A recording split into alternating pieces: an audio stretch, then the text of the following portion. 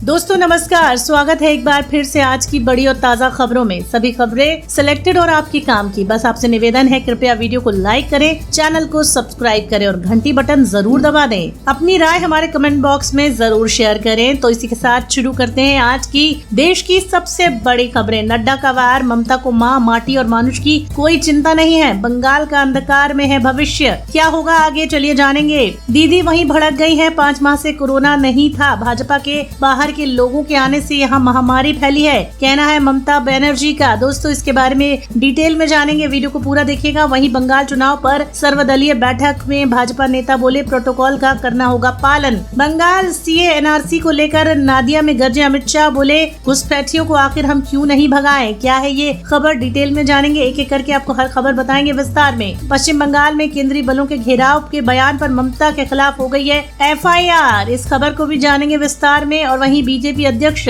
दिलीप घोष के चुनाव प्रचार पर इलेक्शन कमीशन ने लगाया है 24 घंटे का बैन, क्या है पूरा मामला जानेंगे। और वहीं अमित शाह का राहुल गांधी पर पलटवार, खट्टर ने किसानों से अपील की, बोले मानवता के आधार पर वापस ले ले आंदोलन। दोस्तों आंदोलन वापस होगा या नहीं होगा, कोरोना का क्या है हमारे देश में व्यवहार, क्या है कहर, सब कुछ जानेंगे विस्तार से। तो चलिए आज की पहली बड़ी खबर शुरू करते हैं। इसी के साथ बढ़ते हैं अगली बड़ी खबर की तरफ। बंगाल में कोरोना पर गरमाई सियासत, टीएमसी प्रमुख ने भाजपा पर लगाया आरोप। दीदी भड़की, दीदी का कहना है कि 5 महीने से नहीं था बंगाल में कोरोना, भाजपा बाहर से लोगों को लाकर फैला रही है महामारी। जी हां दोस्तों, कोरोना महामारी का उग्र रूप धारण करने के बाद बंगाल चुनावों के बीच बचे चरणों को लेकर आयोग ने सर्वदलीय बैठक बुला ली है। इसमें ममता बनर्जी भाजपा पर बिगड़ गयी और भड़क गयी। उन्होंने कहा कि बीजेपी राज्य में कोरोना फैला रहा है, बाहर से लोग आते हैं और यहाँ कोरोना फैलाकर चले जाते हैं। क्या कहेंगे दोस्तों आप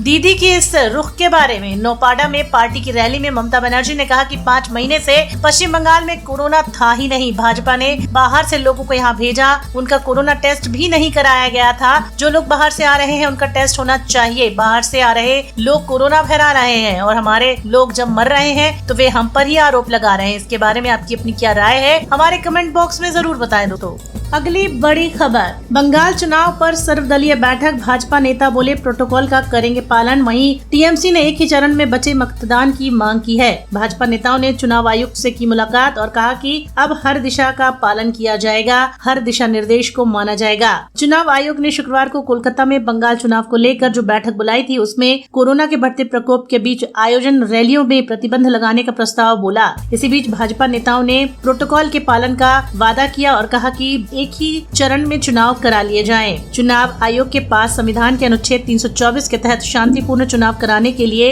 रैलियों की पाबंदी का अधिकार है। ऐसे में रोड शो, रैलियां, जनसभाएं बंद की जा सकती हैं या फिर उनमें 5 या 10 कार्यकर्ताओं के समूह में सामाजिक दूरी रखते हुए डोर टू डोर प्रचार करने का प्रस्ताव भी आ सकता है। देखना ये होगा कि टीएमसी अब सिर्फ एक ही चरण में मतदान के लिए हाँ करती है या नहीं करती है। दोस्तों क्या कहेंगे इस बारे में, आप अपनी राय हमारे कमेंट बॉक्स में जरूर शेयर करें। आपको बता दें कि 14 दिन का अंतर मतदान और आखिरी तिथि में होना चाहिए। हालांकि अंतिम चरण के चुनाव के लिए नामांकन वापस लेने की अंतिम तिथि 12 अप्रैल थी, उसका मतदान 26 अप्रैल से पहले नहीं हो सकता। हाईकोर्ट ने निर्देश दिए हैं कि राजनीतिक दलों के प्रचार प्रसार के अंदर स्वास्थ्य संबंधी सभी दिशा निर्देशों का कड़ाई से पालन भी होना चाहिए।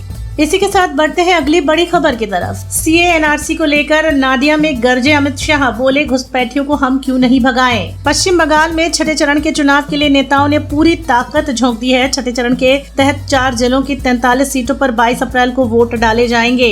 भाजपा का चुनाव प्रचार अभियान तेजी से इसी कड़ी में आगे बढ़ रहा है। शुक्रवार को भाजपा के कई दिग्गज नेता पश्चिम बंगाल में प्रचार प्रसार के लिए जुटे हैं। गृह मंत्री अमित शाह, भाजपा अध्यक्ष JP नड्डा समेत यहाँ कई नेता प्रत्याशियों से वोट मांग रहे हैं। केंद्रीय गृह मंत्री अमित शाह ने बंगाल की मुख्यमंत्री ममता बनर्जी पर जमकर निशाना साधा है। शाह ने ममता बनर्जी पर दलित मथुआ के लोगों को नागरिकता नहीं लेने का आरोप लगाया है। नदिया जिले के तेहट्टा में अमित शाह ने रैली को संबोधित करते हुए कहा कि जो लोग 70 साल से यहाँ आए हैं वो अपने ही देश में शरणार्थियों का जीवन जी रहे हैं, जबकि बड़ी संख्या में घुसपैठिए हमारे यहाँ आराम से रह रहे हैं। ये हमारे युवाओं की नौकरी खा रहे हैं, गरीबों के अनाज पर इनकी नजर है, यहाँ के संसाधनों पर ये कब्जा कर चुके हैं। ऐसे लेकर उन्होंने कहा कि मथुआ और नामशूद्र परिवार यहाँ 50 से 70 सालों से रह रहे हैं, 3 पीढ़ियों से, लेकिन दीदी कहती है उन्हें नागरिकता नहीं मिलेगी। क्यों? क्योंकि उनके वोट बैंक को ये पसंद नहीं आएगा। शाह ने कहा कि अगर राज्य में भाजपा सत्ता में आई तो इन समुदाय के कल्याण के लिए 100 करोड़ रुपए का कोष बनाया जाएगा। क्या कहेंगे इस बारे में आप अपनी राय हमारे साथ जरूर शेयर करें। धन्यवाद।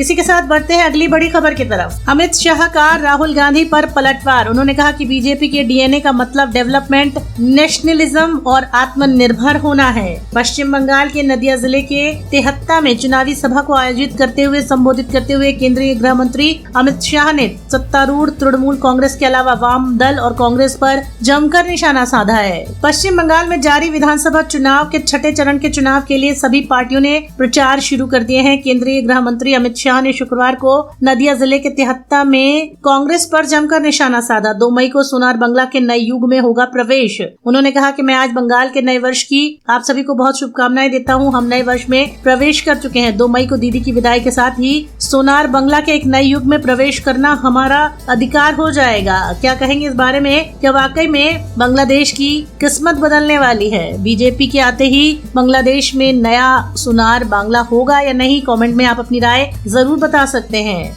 इसी के साथ बढ़ते हैं अगली बड़ी खबर की तरफ। बंगाल चुनाव जानिए आखिरी 3 राउंड एक साथ कराने पर आयोग क्या बोली। पश्चिम बंगाल के चुनाव में कोरोना संकट को देखते हुए आखिरी 3 राउंड का मतदान एक ही साथ कराने के सुझाव का बीजेपी ने विरोध किया है। चुनाव आयोग की ओर से मतदान और प्रचार के दौरान कोविड प्रोटोकॉल के पालन को लेकर बुलाई गई सर्वदलीय बैठक में बीजेपी ने राय दी और बीजेपी ने कहा इससे मतदाताओं और चुनाव में लड़ने वाले प्रत्याशियों को नुकसान होगा। दासगुप्ता ने कहा कि पार्टी नहीं चाहती कि लोकतांत्रिक मूल्यों और उसकी भावना को कोई चोट पहुंचे। उन्होंने कहा कि हम प्रोटोकॉल का पूरी सख्ती से पालन करेंगे और हम भी, हमारे लोग भी इसी तरह के पालन करेंगे। हमारी अपील है कोई ऐसा कदम न उठाया जाए जो मतदाताओं का भेदभाव करता है। जहां वोटिंग बाकी है, जिन जगहों पर मतदान हो चुका है और जहां होना है वहां सभी तरह में एक ही तरह के नियमों का पालन होना चाहिए। कोरोना के लगातार बढ़ते मामलों को लेकर सवाल पूछे जाने पर दासगुप्ता ने कहा कि प्रचार अभियान नहीं रोका जा सकता। तो दोस्तों, कोरोना के इस बढ़ते हुए मौके पर आपका क्या कहना है? आप अपनी राय हमारे कमेंट बॉक्स में जरूर शेयर करें और वीडियो को पूरा देखिएगा, लाइक कीजिएगा, अपनी राय और कमेंट हमारे कमेंट सेक्शन में जरूर दीजिएगा।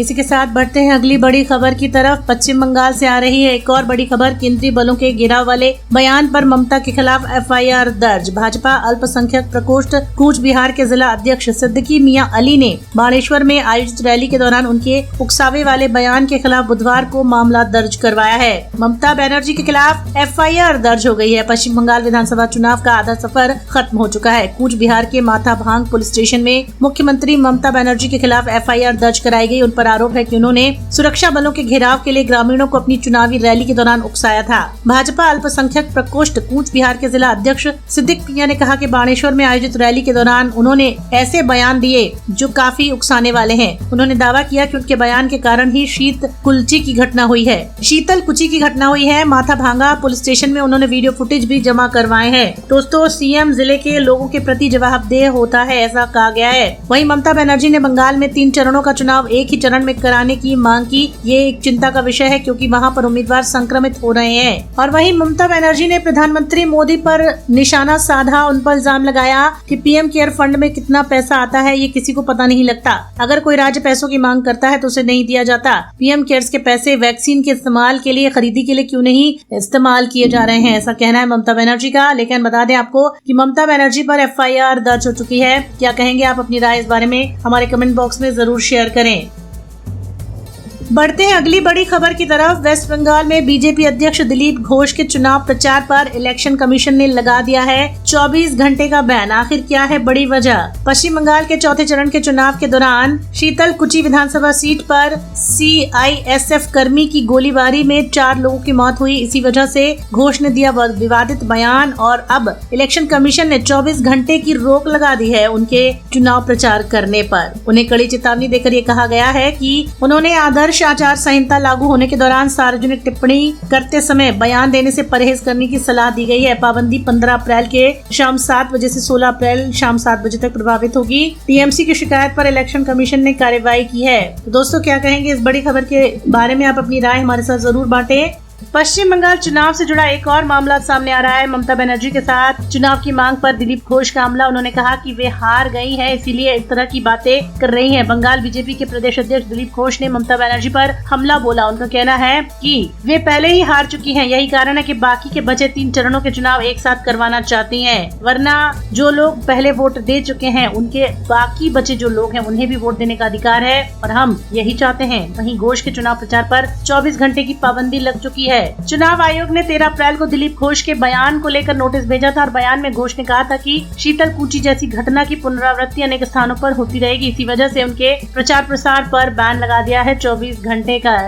बढ़ते हैं अगली बड़ी खबर की तरफ। चुनाव प्रचार को लेकर इलेक्शन कमीशन की नई गाइडलाइन। शाम 7 बजे से सुबह 10 बजे तक कैंपेन पर रहेगी पाबंदी। पश्चिम बंगाल में चुनाव प्रचार को लेकर चुनाव आयोग ने एक नई गाइडलाइन जारी की है। इसके मुताबिक शाम 7 बजे से सुबह 10 बजे कैंपेन पर पाबंदी रहेगी। पश्चिम बंगाल में कोरोना के बढ़ते मामलों को लेकर चुनाव प्रचार को लेकर चुनाव आयोग ने नई गाइडलाइन में समय तय कर दिया है। शाम 7 बजे से सुबह 10 बजे तक कैंपेन नहीं कर पाएंगे। साथ ही मतदान वाली तारीख से 72 घंटे पहले चुनाव प्रचार को रोकना होगा। 48 घंटे पहले प्रचार रोके जाने का पहले चलन था, लेकिन चुनाव आयोग ने ये सर्वदलीय फैसला लिया है ताकि कोरोना की वजह से लोगों को दिक्कतें न आए। दोस्तों, अपनी राय हमारे कमेंट बॉक्स में जरूर दें। आपको बता दें कि गुरुवार को राज्य में 6,769 लोग कोरोना पॉजिटिव थे और वहीं ममता बनर्जी ने प्रधानमंत्री मोदी को लिया है आड़े हाथों। उन्होंने इल्जाम लगाया कि बीजेपी सरकार लेकर आ रही है पश्चिम बंगाल में कोरोना पेशेंट और इसी वजह से फैल रहा है। क्या कहेंगे, अपनी राय जरूर शेयर करें। और वहीं पश्चिम बंगाल चुनाव में बीजेपी ने उतारे 11 मुस्लिम उम्मीदवार। क्या पार्टी लाना चाहती है बदलाव? बढ़ते हैं अगली बड़ी खबर की तरफ। पश्चिम बंगाल चुनाव में बीजेपी ने उतारे 11 मुस्लिम उम्मीदवार। पार्टी क्या बदलाव का रखती है मादा? पश्चिम बंगाल के दिनाजपुर की चोपड़ा विधानसभा सीट पर 70% मुसलमान वोटर हैं। ये पार्टी बखूबी जानती है कि अगर जीतना है तो मुसलमान चेहरा यहाँ देना ही होगा। तो ऐसे में 11 विधानसभा सीटों पर मुस्लिम समुदाय के लोगों को उम्मीदवार बनाया है। पार्टी जानती है जीतना है तो हिंदू के साथ साथ मुस्लिम उम्मीदवारों को लाना होगा और इसी से बदलाव आएगा। ये सारे उम्मीदवार मुसलमान वोटर हैं। तो क्या लगता है आपको कि क्या जीतने के लिए मुसलमान उम्मीदवारों को उतार रही है बीजेपी या फिर इसके पीछे वाकई में एक पॉजिटिव एनर्जी है? ममता बनर्जी नरेंद्र मोदी की तरह कई चीजों का पालन नहीं करती हैं। हिंदू मुसलमान में विश्वास नहीं। चोपड़ा विधानसभा क्षेत्र में टीएमसी उम्मीदवार हमीदुल रहमान का कहना है कि हम हिंदू मुसलमान में विश्वास नहीं करते। ये बीजेपी जैसी पार्टी है जो एक मुसलमान लड़के से प्यार करने वाली लड़कियों को मारकर ऐसी मुसीबतें खड़ी करना चाहती है, जो इस तरह का तनाव पैदा करना चाहते हैं और फिर वोटर हासिल करने की कोशिश करते हैं। ये राजवंशी लड़की को मारते हैं, इलाके में तनाव पैदा करने के लिए मुस्लिम लड़कों को भी मारते हैं। बंगाल में पिछले कुछ वर्षों से रह रहे तृणमूल कांग्रेस के अल्पसंख्यकों के लिए काम किया गया है। बीजेपी अपनी विचारधाराओं पर ध्यान केंद्रित करती है, केवल हिंदुत्व पर आधारित एजेंडा सेवा देने की कोशिश करती है। लेकिन ऐसे में मुसलमान उम्मीदवारों को खड़ा करने के पीछे उनकी क्या मंशा है, ये आने वाला वक्त ही बताएगा। तो आपकी अपनी राय हमारे कमेंट बॉक्स में जरूर शेयर करिएगा। वीडियो को लाइक और शेयर करके कमेंट जरूर कीजिएगा दोस्तों। इसी के साथ बढ़ते हैं अगली बड़ी खबर की तरफ। ममता बनर्जी ने कोरोना के बुरे हालात के लिए किसे जिम्मेदार ठहराया है? जहां दोस्तों आपको बता दें कि ममता बनर्जी ने वेस्ट बंगाल इलेक्शन के दौरान बीजेपी सरकार और प्रधानमंत्री मोदी की पार्टी को ही जिम्मेदार ठहराया है। उनका कहना ये है कि ये लोग बाहर से भेज रहे हैं कोरोना पेशेंट को, जो कि यहाँ आकर कोरोना फैला रहे हैं, क्योंकि इनके पास कोविड की कोई रसीद या कोई रिपोर्ट भी नहीं है। और वहीं आपको बता दें कि ममता बनर्जी ने प्रधानमंत्री मोदी पर निशाना भी साधा कि पीएम केयर फंड से पैसा कहाँ जा रहा है, इसकी कोई जानकारी भी हमारे साथ नहीं है। तो दोस्तों, ममता बनर्जी ने प्रधानमंत्री मोदी और बीजेपी सरकार को हराने के जो दावे किए थे वो देखना है आगे सही हो पाते हैं नहीं। कमेंट करके अपनी राय जरूर दीजिएगा। इसी के साथ बढ़ते हैं अगली बड़ी खबर की तरफ। चुनाव प्रचार पर रोक लगने के बाद बीजेपी के दिलीप घोष का ममता बनर्जी पर तंज, कहा धरना नहीं दूंगा। पश्चिम बंगाल में निर्वाचन आयोग द्वारा बीजेपी के दिलीप घोष पर 24 घंटे के लिए बैन लगाया गया है। चुनाव प्रचार नहीं कर सकते, उनके निर्णय का वो सख्ती से पालन करेंगे। ममता बनर्जी की तरह मैं धरना नहीं दूंगा, ये कहना है उनका। उन्होंने कहा है कि 24 घंटे के लिए जो रोक लगाई गई है मैं उसका पूरी तरह सख्ती से पालन करूंगा। किसी भी तरह का धरना देने का मेरा विचार नहीं है। मैं चुनाव आयोग के आदेश का पालन करूंगा। ममता बनर्जी की तरह सड़कों पर बैठकर कोई भी धरना नहीं देने वाला। 24 घंटे की पाबंदी उन पर लगाई गई है क्योंकि कई जगहों पर शीतल कुची जैसी घटनाएं होती रहेंगी। इस बारे में उन्होंने कहा था, इसी वजह से उन पर लगा दिया गया है बैन। इस दौरान वे घर पर रहेंगे, आराम करेंगे, कहना है उनका। उन्होंने कहा कि मैं घर पर रहूंगा, खाऊंगा और एक दिन आराम करूंगा। दोस्तों, हमारी आज की ये वीडियो आपको कैसी लगी, जिसमें हमने आपको सारे लेटेस्ट अपडेट बताए? दोस्तों, हमारे वीडियोस को लाइक करते रहिए, शेयर करते रहिए। धन्यवाद।